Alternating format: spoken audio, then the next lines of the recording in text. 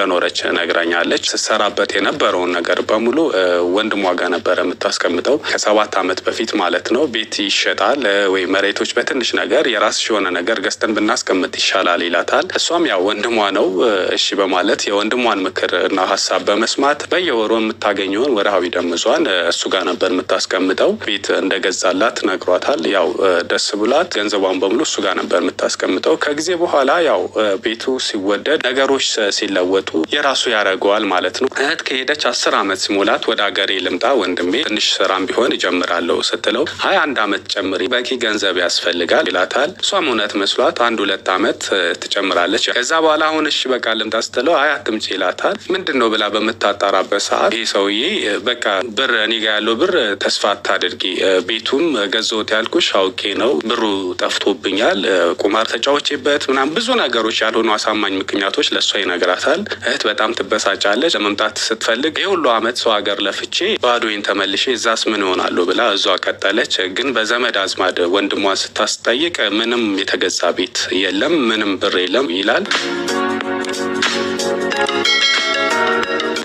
ሰላም እንደነሽ አሉ ብራዘር ሁሉ ሰላም እኮ በጣም ትንሽ ያው ይቅርታ ዝናብ ያዘኝ ከዛም ደግሞ ሌላ መጨረሻው ጉዳይ ነበረ በጣም ይቅርታ አስተበከኝ እኮ ነው ስራ ነበርኛ አንተን ሰንሳሙን ቆሜ እየጠበኩሽ እንደውም ይቅርታ በዛ በሚካኤል ጋር ነበረ ማለት እንዲቀርበኝ ብዬ በሚካኤል ጋር ነበር የመጣሁት ግን እንደዛም ሆኖ ተዘጋጋብኝ ሁሉ ሰላም ቤተሰብ ደህና አንቺ ጋርስ አለን ሁሉ ሰላም አለን እኔ ደግሞ በስልክ ስታወራኝ የሆነ በቃ እንደዚህ አይነት ሰው አልጠበቅኩም ነበር እኔም እኮ በስልክ ላግኝ ብዬ ነው በአካል ላግኝ ብዬ ነው እንጂ በስልክ እንዳላወራ ፈልጌ ነው ምክንያቱም ያው ማን እንደነገረ ምናምን እንድነግረኝ ብዬ ነው ገባኝ እኔም ትንሽ ስትጫነኝ ሞር በአካል ይሻላል ገብቷል በአካል ብናወራ ምናምን ይሻላል ብዬ ነው የነገረኝም ልጅ ደግሞ አስጠንቅቆ ነው የነገረኝ ማን ነው እኔ ኮን በስልክም ላላወራውክ ለዚህ ነው ማን ይነገረከን እንደዚህ ብሎ የነገረ ሰው ማን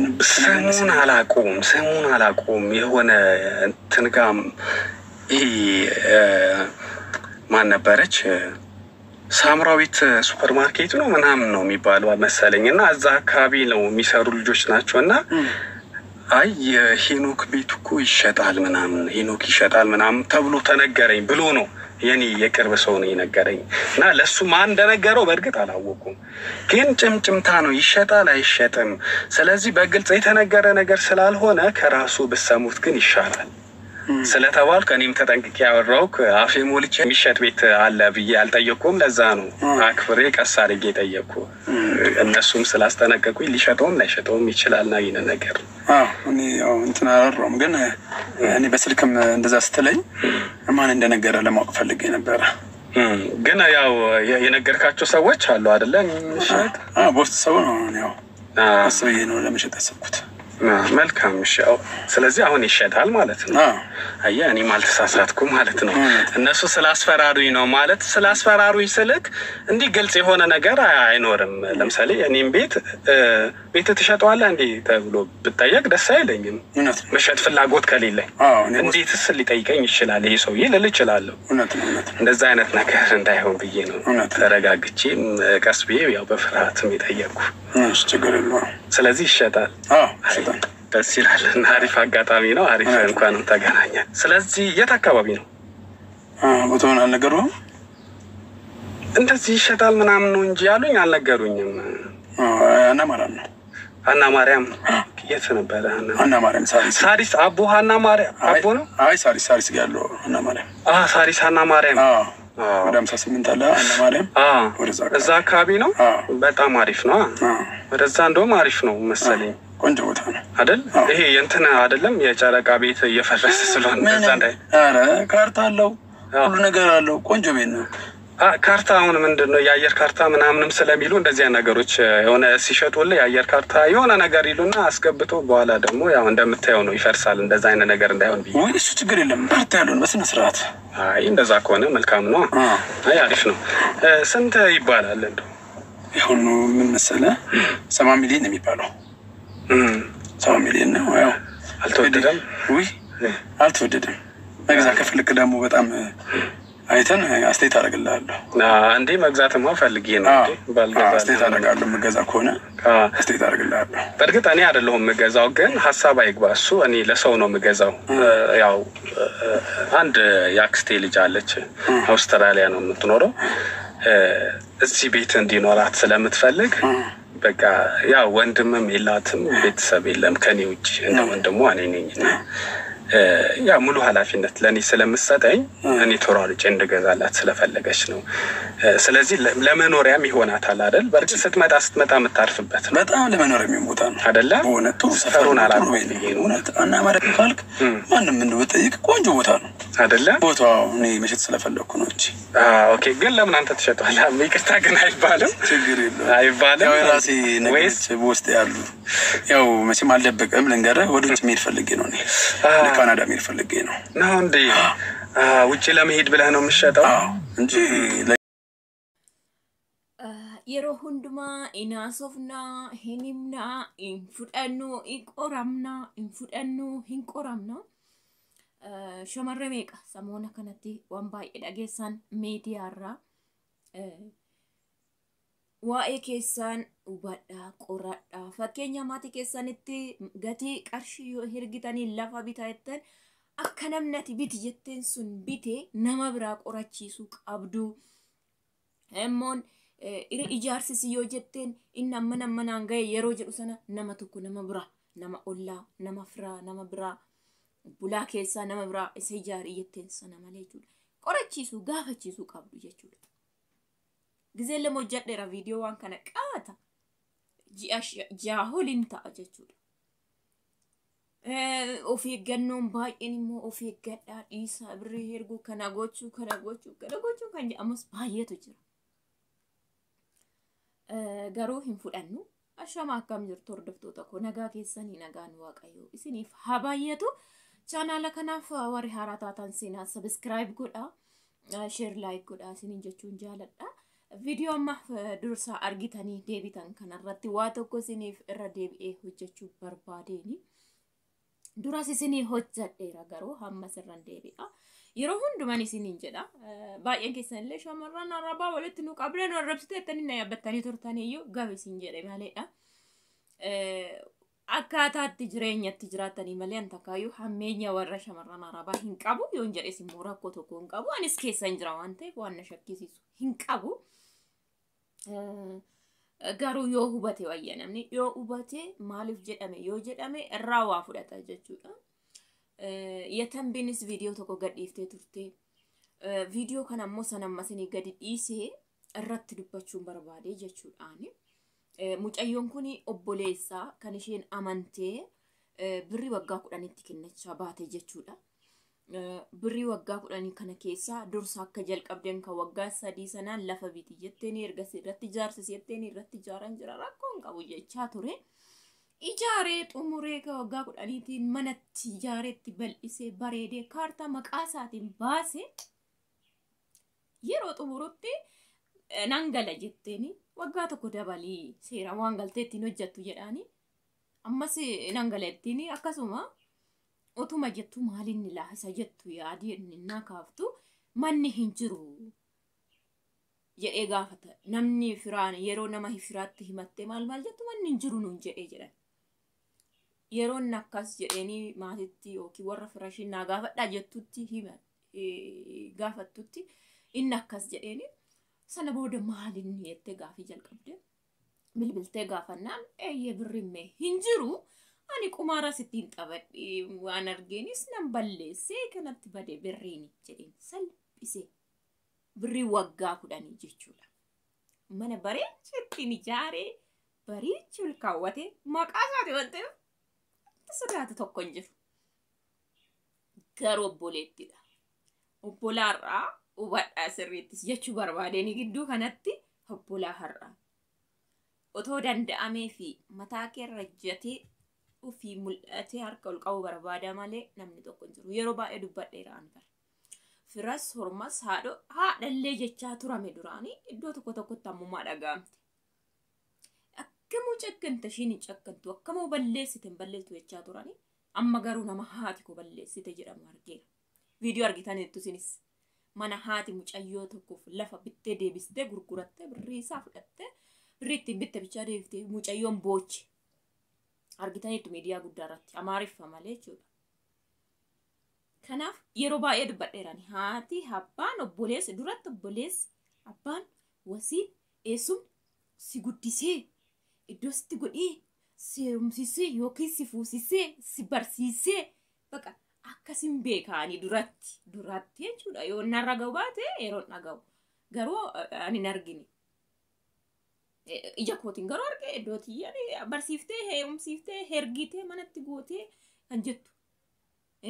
Ilma buleetti ishiiti yookiin wasiillis akkasuma fuusisee bakka kan guddise nan beeka. Hojjedhu jedhee bitee kan kenneef nan beeka. Kan akkanattis immoo namarraa nyaatee nama maraachuu jira jechuudha. Achii booddee yeroo hin akkana jedhu naate gaafiitti ta'ee amma ta'e boochee maalaan gala jettee achuma teesse. Amma yoo nagara okkii waggaa 11 kiiloo lammaffaa keessa jirtu seenatu warra ba'e malee jechuudha. Ijoollee waa'ee kana kunu kaameeraa dhoksaadhaan nama qoran kana bilbiltee itti himatte akkuma namichicha irraa immoo dhageessan amaariffaadhaa fi maleedha. Mucaan qoraa ture lafa bittee hin qabdaan gurgurta jedhanii fan dhufee tasaa dhoksaadhaan gurgurammoo jedhan inni mana gurguruufi jedhan gurgureet ittiin Kanaadaa deema. Ittiin guddata ka deeme. Na dhaga'ee jedhee siistama kanaan dhaqee mucaan. Garuu namni hin jiru jedhan duraan nama maddi itti mate qassi jedhee gurguree akkatti deema.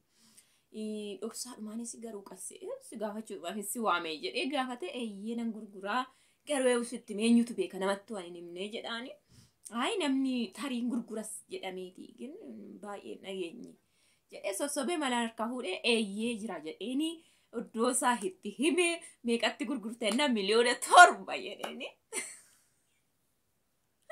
Miliyoona 7tti gurguraa gatiin isaa gaseeni na qannasee narra kun jiru irratti walii galii lafti dafee waan gurguramuuf daddafii bitachuu barbaadda malee nam bitattis eeudhaan taatu gurguruu hin danda'a jedhaani lakki nam bitaanii jedheeniira. Eessaa fiddee bittee na waan marge taraf jedhee hojjedhee fidee ijaareenii jedhee. Hojii qabdaan mannaan hin qabu jedhee eessaa fiddee na yaa waan man duraa walirra qocee walirra kaa'ee taraf jedhee. Eessaan ittiin deemu kennaan Kanaadaa gurguree irraa Kanaadaa ittiin deemeen hojjedhee isteeppii sirrii ittiin jiraachuudhaaf. Ila ishii migoon kumarraanfate bakka. Mucayyoo waggaa 11 deemti ammaa gayyuu ganaan galtu waan ta'eef irraanfate jechuudha. Maal jettu sinkan? Bakka quban qabu jechuudha. Ittiin taraf jedhee deemee biteen kan kana caalu fida boruun Kanaadaa deeman. Inni isteeppii isaa sirrii facaa jira jechuudha. 2% dhibba keessaa 10 iddoo ishiidhaan qabuun bara. Kaade bakka mulumame. Kun silaa hafte biyya rabaatti baroota lakkoofte achumatti hafittu jedheetiin ishii kana booda achumatti fixxee hojjettee galti inni isa kanaan daandii banate ciisee rafe sa'aatii 24. Sa'aatii 24 fataa jedhee naa roobeen ciisan naa bubbifteen ciisan naa duutti buuteen ciisan nyaatan dhugaa fataa jedhee daataa isaa fayyadama. Ishiin achi akkamoo ta'e as keessa bilbila keessatti eerfoonii asiin baaftee as keessa iddoo kana keessa namatti taasa'a asii mi'a waliin naa dhiqaa. Haasofti namaaf naa wallaanii irra jiranii waan namaa mijatee ijoollee baay'ee akkattan beeka dhugaa waaqayyo anillee eewu kanan fayyadamne biyyuma rabaan dhaqee garuu shaarbii maratan kanan fayyadamne yoo ta'e illee yeroo mana barumsaa dhaqeen kana rabaati xiqqoo waan iyyuu jedhaniif dhaqee malee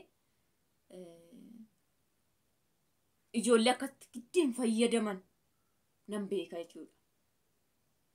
Kanaaf maal jechuu barbaadeeni muluma gonkuma ila persentii ammanaati men jedhu. Ammanallee na biraa qabdi kan ishii tokkotti waa dabalee hojjedhee garuu kan ishii miti wayi na biraa qabdi illee hin jiru.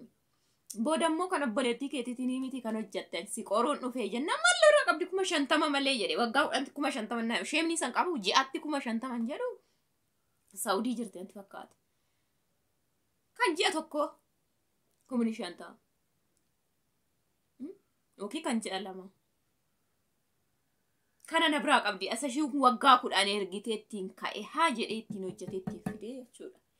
Otoo mee ila obboloota koo yeroo hundumaa kan hin jedhu maali akka kana nama godhe wallaale malee otoo amma mucaan kun biriitti ergite hojjate ijaare itti dadhabe amma tokko miti garuu faayidaas keessaa qabaachuun qabaanis otoo jedhe ምንም dhugaa waliin guddatu waan ta'e jechuudha. Nama hin qocca'u. Bakka bichaa kana barii anis sirraa waa barbaada. Anis ittiin iddoo qabadhatoo jedhee okay ishiin asii achii waan inni sirreessuuf hojjatte isaafis ijoo tokko gochuu dandeessi. Garuu ishii ammanattu hin gashine ittiin ijaarrate dhoksaadhaan hin qabdu na biraa caatiin hin qaamee fixennaa isheen isaan qabamu waggaa kudhan guyyuun kudhan godhame bara. Anamma yeroon taa'ee of dhageeffadhu waggaa 8 jedhu kana yoon cirna godha dhugaa waaqa bageeta bayyesuus akkanan godhadha dhugaa waaqa ol jedhee ol kaakun akkanan godhadhannaa yaadadhe jechuudha waggaa 8 si'a 3 galee sanumatti lakkaa'an akka shii kana achumayyuu taa'etu yoona sila nan maraadhaan ani nan galaa takkan taa'aa nan galaa waggaa tokkon taa'aa nan galaa ji'a 8 taa'ee nan galee ji'a 3 taa'ee gisee tokko akkasii kan go waggaan 8 kan lakkaa'ame jechuudha. Beektanii innis wacii qaba dhuftanii birri keessan fitfat godhanii fixanii deebitu yaadaayyuu isiniin eegu jechuudha. Kanaaf maal isiniin jechuun barbaade haaraa miti haaraa isin barsiisuu dhufee miti. Maaliif hin dhageenye? Yatanbituu bin viidiyoo gadhiifte kunillee mataasaa kan danda'e yaa'una maa gootes jettanii mucaa isaanitti murteessuu hin dandeessan. Maaliif akka abbaa manaa taatetti akka seera musliimatti wanti guutameera wajjin jiraachuu abaattu malee. Erga immoo wajjin jiraadha itti nama kana erga maatiin beekanii shakkii amma kana hin qabdu maatiin beekan jetta game yeroo tokko tokko. Kan safuu hin qabne immoo kun akkana godha malee. Baay'ee tokko nama gaddisiisa. Manni banaadha keessi ganaa biyyoon illee guutamne suuraan agarsiifte yatanbini namichi garuu way isaabe kan saas mataasaa kan danda'e. Maal jechuun isinii barbaade seetanii hamma bageeta dhugaa adaraa waaqayyoo isinii jedha. Ani garuu na ciniina yeroo kana dhagahu. Tarii warra achi jirtatti ammas sitti fakkaatu. Maal jechuudha. Namni biyya Arabaa deeme immoo tokko karaa ta'een qoramuu hin dhiisu. Kanaaf ofirratti bara lafa biti ijaari yoo jettan otoo biti hin jenne ijaari jettanii birrii isaa erguu waan hin jalqabneef dura birrii lafa bituu ergitan miti akka lafti sun bitame nama biraa duuba eega. Bitteettaadha eesiniin jedheera miti nama biraatiin biteera. Iddoo sana jedhe iddoo sana dhuguun bite gaafadhaame. Dhoksaatti hin bitamu miti lafa. Amma too lafta naanaa bitame bulaan koo sin beeku wallaan isin beeka lafti bitame akka jedhamu. Lama erga lafti bitame irratti hojjechiisuu irratti ijaaree dhaabsisee hidhee garabsiisee jechuu ni danda'a otoo hin godhin. Dhaqaa laala iddoo sana bilbilaan immoo nama biraa dhuguma garafee dhuguma hidhee jechuu qabdu bakka. Dhuguma amantalli Saawudii sun otoo nama tokko karaa maatii keessaa meedhaa dhuguma amma mi'a dhoksitee sarfiraas gochuu dhattu dhuguma dhumatee dhuguma suuraa isa kana meedhaa laalaan jettu jechuun qabdu yaani. Amma mi'a bituu dhattu isa amantee inni suuraa namaa mana namaa kaasee erga amma samantee mi'a bituu dhattu mee dhuguma jaaree dhaqaamee ilaala kana gochuufani. Inni yoom waa'ee jireenyatu beeke. Akkaataan jechoonni isaan haasa'an waan isin garramume dhiironni akkaataan isaan haasa'an. Kan ofirraa qaban surree fi shamizii bichaa. Garuu iddoon isaan ofii kennanii gadi halba'an warra kaanitti warra ijoollee araba dubara arabaa na'an fa'i singuba dhugaa waaqa. Amma fa'i biyya keessa ta'anii tokko meeysuma. Naasoo Shiin hundumtuu silaatti xaafata dubara arabaa barree irraa nyaatee inni tokko akkas godhe inni tokko bakka faashinii waan ta'e hin jiru akkas taasisa. innis immoo daandii barbaaddataa jechuudha akkas gochuudha. Bartani innis daandii barbaada jechuudha akkas gochuudha.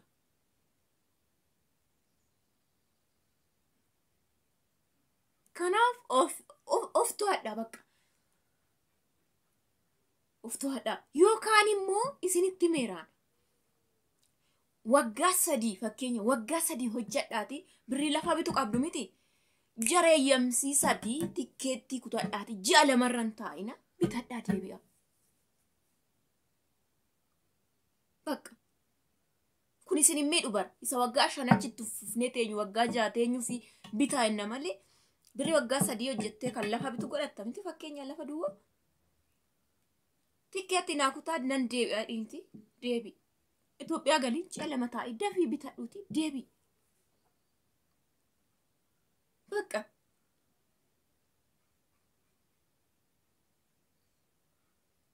Yookaan immoo nama qorachiisa. Amma mucayyoo namti goodatta hafte kun balbalan qabu lafti iddoo isheen irra farrasheettee mi'a bichisiifte miti farrashuu miti atumtuu caammadhaan seenuu hin dandeessu. Akkuma kinoo biyyoo girgiddaatti dhiitanii maraganitti jira lafti. Balballi saaqaa akkuma yetan bin jettee caqacaqamee jira ganaa gara fuudhaasa caqacaqan mukaan hin beektu. Akkasitti jira. Ishiin garuu achi teessee mi'a galchite. Mi'a gurgurate immoo kan isin garramu. Bageetaa Yesus. Mi'a gurgurate inni sun qilleensa irratti gurguree jedha.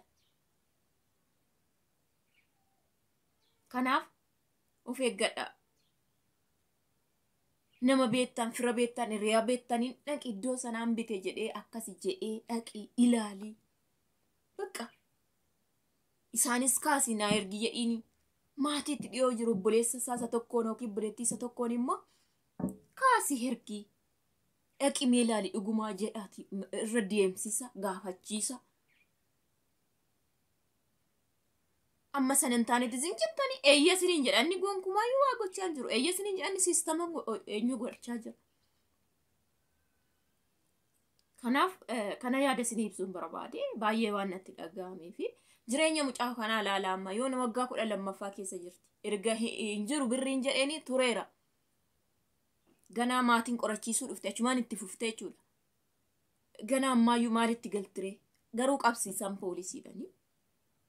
Viidiyoon ragaadhuma waan ta'u qabsiisan jechuudha. Isheedhaan deebi'a waan feesoo ta'e baay'ee gaariidha. Miidiyaa sana ammoo ijoollee akkanaatiif as sodaadha malee baay'ee bareedduu tokko baay'ee jechuudha. Garuu xiqqoo jireenya ijoollee sanaan nama sodaachisa. Warreen akkasitti qoratan warreen akkasitti kaameeraadhaan waraaban kana guruupii waluumanii tasa miidhaarraan ga'uusa jedhudha maleedha. Channel ko fara warri taatan sina subscribe godha like share gochuu hin dagatina yaada gaafii qabdan immoo comment jala afaan feetanii annanii kadha